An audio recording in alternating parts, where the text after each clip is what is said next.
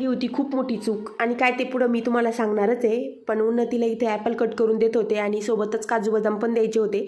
तर काजू बदाम आणि खजूर आणि सफरचंद असं मी तिला देत असते. तर रोजचंच आहे तिचं.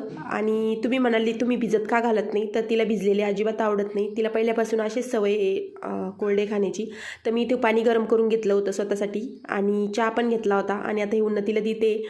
आणि त्याच्यानंतर ना म्हणलं बाजरीची भाकरी करून घ्यावं, पण अंघोळ करायची बाकी होती. आधी अंघोळ केली आणि मेकअप काही केला नाही. आणि माझं असं होतं ना रोज रोज की मुलांमुळे मला पटकन स्वयंपाक करून घ्यावा लागतो. मेकअप करत बसायला, डोकं विचारत बसायला सकाळी सकाळी अजिबात वेळच नसतो.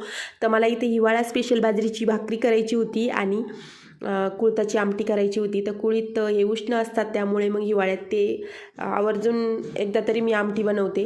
तर कुळीत आणि मूग डाळ आणि उडीद डाळ अशी तिन्हीची मी आमटी बनवणार होते. तर इकडे मी कुकरमध्ये शिजवत होते आणि इकडं भाकरी करीत होते. बाजरीच्या भाकरीला माझ्याकडून पटपट होऊन जातात. आणि आजकाल आहे ना किचनवर बाजरीच्या भाकरी कोणी कोणी तशाच थापता येत, पण कितीही किचन ओटा क्लीन केला तरी पण त्यावर बाजरीच्या भाकरी थापायला अजिबात मन करत नाही. त्यामुळे यूट्यूबच्या व्हिडिओमध्ये काही व्हिडिओमध्ये असं दाखवतायत की किचनवर डायरेक्टच भाकरी थापतायत, पण जे चांगलं आहे तेच योग्यच आपण व्हिडिओमधून घेतलं पाहिजे. मला तरी ती पद्धत अजिबात आवडलेली नाही आहे. तर आपली भारतीय संस्कृती आहे, त्यामुळे आपण पद्धतशीरपणे आधी ताटामध्येच भाकर शिजवून ताटामध्येच आधी भाकर थापली पाहिजे. तर असं जेवण बनवलं होतं मी आणि माझ्याकडून काय चूक झाली होती ते तुम्हाला इथे कळेलच. तर इथे ना मी तुळशी मातेला पाणी घालत होते आणि पूजा करत होते.